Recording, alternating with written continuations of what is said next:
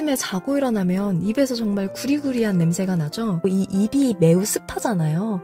밤새 이 입을 닫고 있으면 입속 세균들이 그 안에서 번식하고 축적돼서 나는 냄새인데요. 그렇다면 아침에 양치 없이 바로 먹는 이 물 한 잔은 우리 건강에 안 좋을까요? 유튜브에 출처가 불분명하고 잘못된 정보가 많이 돌고 있는 것 같습니다. 그래서 서울대 출신 연구직 경력만 약 10년인 건강연구소가 과학적인 사실에 근거해서 명확하게 말씀드릴게요. 또 일본의 전 수상, 국회의원, 의사들을 치료하는 이시하라 유미 의학 박사님이 수십 년 연구 끝에 밝히는 물을 이렇게 마시면 노화가 가속화됩니다 라는 정보도 소개해드릴게요. 결론부터 말씀드리자면 양치 없이 아침 물 한 컵 괜찮습니다. 그 이유는요. 첫째, 구강 박테리아를 우리가 삼켜도 우리의 소화기관은 박테리아를 처리하기 위한 방어체계를 가지고 있습니다. 예를 들어 위산은 아는 종류의 박테리아를 죽일 수 있습니다. 그래서 입속에 있는 세균을 삼킨다고 해도 문제가 되지 않습니다. 둘째, 입안에 아주 조금의 일부 박테리아는 충치 같은 치아 문제를 일으킬 수는 있지만 대부분의 것들은 무해하거나 심지어는 우리 몸에 이로운 박테리아들입니다. 오히려 아침에 마시는 물 한 잔은 몸에 이롭습니다. 이시하라 의학 박사님은요, 사람이 늙는 것은 마치 과일 표면이 쪼글쪼글해지는 것처럼 세포가 건조되는 증상이라고 합니다. 나이가 들수록 피부가 쪼글쪼글해지고 눈이 뻑뻑해지고 머리가 푸석해지는 게 바로 세포가 건조해지는 것이고 이것이 노화 그 자체라고요. 어린아이는 수분이 몸무게의 70%를 차지하지만 나이가 들수록 점점 줄어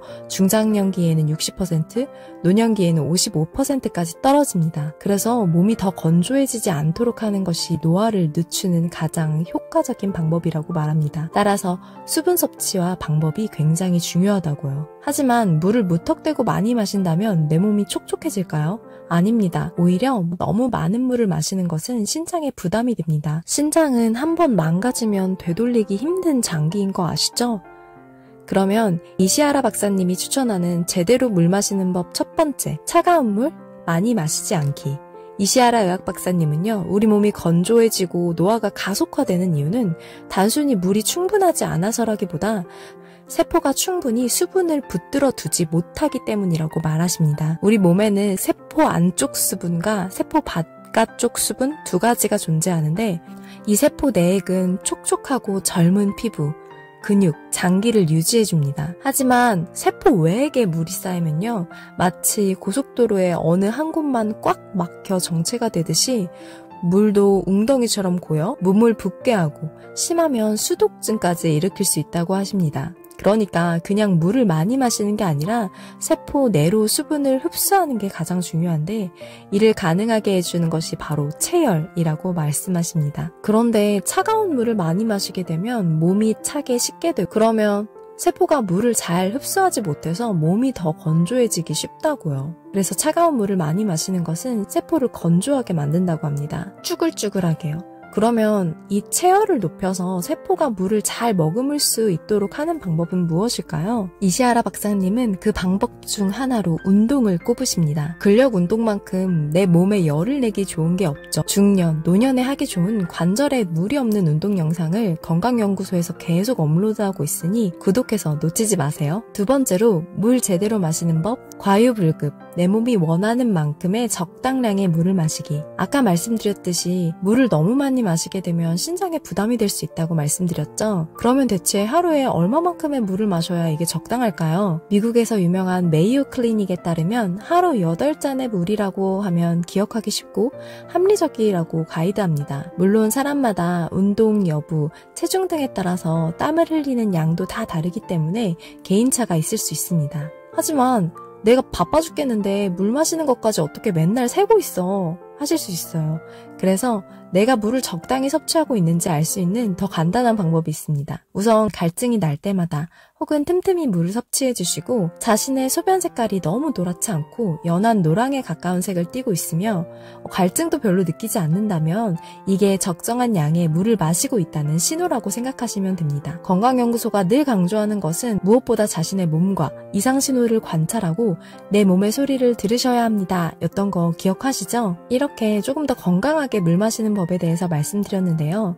하지만 어떤 전문가를 무작정 믿기보다 자신에게 조금씩 적응해보고 실제로 효과가 있는지를 관찰하는 것이 더 중요하다는 사실 아시죠? 예를 들어 예전에는 계란을 먹으면 건강에 정말 위험하다는 보도가 타임지에 대대적으로 실린 적도 있습니다. 하지만 시간이 지남에 따라 의학계에서는 이게 아니라는 연구 결과가 발표되기도 했죠.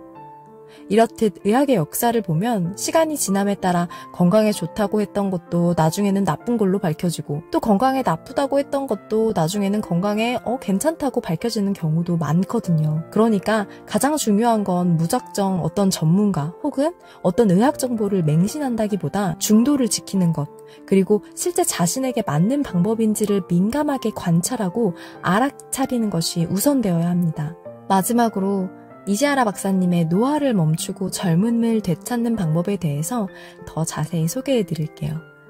고대 그리스의 철학자 아리스토텔레스도 말했듯이 노화란 우리 몸이 차츰 건조해지는 현상이다.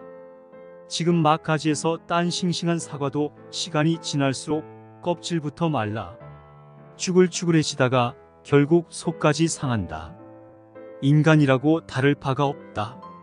촉촉하고 윤기가 나던 피부는 나이가 들수록 메마르고 거칠어진다. 눈도 뻑뻑해지고 손끝에 물기도 말라간다. 또 음식을 삼키다 목에 걸려 사례가 들 때도 많다. 이게 다 몸속 명확하게 말하면 세포가 건조해졌다는 증거이다. 이런 노화나 건조 현상은 20대를 넘으면 누구나 겪는다. 흔히 생각하듯 중년기나 노년기에만 해당되는 문제가 아닌 것이다. 생활 환경도 현대인의 몸을 건조하게 만드는 데 한몫했다. 지나친 냉난방 탓에 1년 내내 건조하게 지내다 보니 가습기 없이는 겨울을 나기가 힘들 정도이다. 그러다 보니 몸을 충분히 덮이지 못해 냉증이 쉽게 생긴다.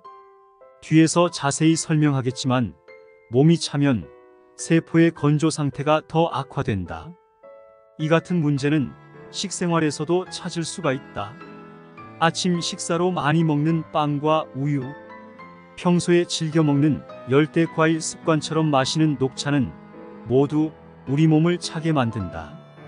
이렇듯 자신도 모르게 몸을 차게 만들어서 세포에 건조를 붙이는 그런 모습을 보면 안타까울 뿐이다. 이런 생활 습관을 고쳐 몸이 건조해지는 것을 막으면 내장 기능이 활발해지고 피부도 촉촉해지며 노화도 느리게 진행된다. 주변을 보더라도 나이보다 젊어 보이는 사람들은 한결같이 활발하게 몸을 움직이기 때문에 몸에 늘 온기가 돌고 피부에도 윤기가 있다. 내장이나 뼈, 혈관의 세포가 건조해지면 겉모습만 영향을 미치는 것이 아니라 다양한 질병에 걸리기도 한다. 생활습관병이라고 하는 고혈압, 당뇨병, 고지혈증 등은 혈관의 뇌피세포나 췌장의 베타세포 같은 우리 몸의 세포가 비정상적으로 건조해진 결과 그 기능이 떨어져서 나타나는 질환들이다. 또한 치매는 뇌세포가 건조해서 쪼그라들면서 나타나는 질병이다. 어떻게든 뇌를 건강하게 해서 치매에 걸리지 않으려면 반드시 뇌의 위축을 막아야 한다. 그렇게 하려면 뇌의 건조 즉 몸의 건조를 막아야 한다. 요즘은 소리내서 글을 읽거나 간단한 계산으로 뇌를 활성화하는 방법이 유행이다. 호기심을 자극해서 뇌 활동을 촉진하려는 것이지만 뇌가 건조해서 위축된 상태에서는 만족스러운 효과를 얻기 힘들다. 따라서 무엇보다 먼저 뇌가 더 건조해지지 않도록 애써야 한다. 뇌세포의 건조를 막는 운동이 효과적이므로 습관으로 삼도록 하자. 워킹이나 스쿼트 등으로 근육을 움직이면 뇌 혈액순환도 잘 된다고 알려져 있다. 특히 근육 운동은 뇌에서 기억을 주관하는 해마의 혈류 활동을 촉진하기 때문에 노화와 치매를 막는 데 도움이 된다. 몸이 건조해지지 않게 하려면 수분을 많이 섭취해야 될 것 같지만 꼭 그런 것은 아니다. 수분에는 양날의 칼 같은 성질이기 때문이다. 입으로 들어온 수분은 위나 장에서 흡수되어 혈액으로 들어가고 마지막에는 우리 몸을 이루는 약 60조 개 세포로 흡수된다. 수분은 우리 몸에서 중요한 역할을 하지만 몸을 차게 시키는 단점이 있다. 예를 들면 비에 몸이 젖거나 목욕 후에 몸에 묻은 물기를 잘 닦지 않으면 금세 몸이 차가워진다. 물이 이와 같은 성질 때문에 체온보다 낮은 찬물을 많이 마시면 위장이 차가워진다. 그로 인해 위장 기능이 떨어지면 수분이 혈액으로 흡수되지 못하고 위나 장관에 그대로 고인다. 조금만 움직여도 위 주변에서 출렁거리는 물소리가 나는 것이 그 증거이다. 우리 몸속의 세포 조직 장기 등은 수분과 체열을 원동력으로 삼아 기능한다. 따라서 체온이 낮거나 특정 세포 조직 장기의 주변이 차가우면 세포가 혈액의 수분을 흡수하는 힘이 떨어진다. 이런 상태에서는 섭취한 수분이 위장으로 순조롭게 들어가 혈액과 함께 온몸의 세포로 운반되더라도 세포 속으로 충분히 흡수되지 못하고 세포 사이에 고여서 부종을 일으킨다. 촉촉한 피부와 젊고 싱싱한 근육, 뼈, 내장을 유지하는데 필요한 수분은 세포 속의 수분이다. 우리의 체온이 떨어지면 면역력이 떨어진다고 한다. 이 중에서도 특히 심각한 것은 첫 번째로 지적한 근육을 사용하지 않는 생활 습관이다. 근육을 단련하는 가장 큰 목적은 근력을 강화하거나 몸짱이 되기 위한 것이 아니라 체열, 즉 몸의 열을 만들기 위한 것이다. 체온의 40% 이상이 근육에서 발생한다. 걷기나 운동으로 근육을 사용하면 체온이 오르고 그로 인해 세포의 수분 흡수가 원활해진다. 이런 이유에서 근육 운동은 노화를 막고 젊음을 유지시키는데 매우 효과적이다. 게다가 운동으로 근육을 수축 이완하면 근육 속의 혈관도 수축 확장되므로 온몸의 혈액순환이 활발해진다. 생기가 있고 젊어 보이는 이유도 바로 이 때문이다. 날마다 조금 더 건강해지시길 응원합니다. 감사합니다. 사랑합니다.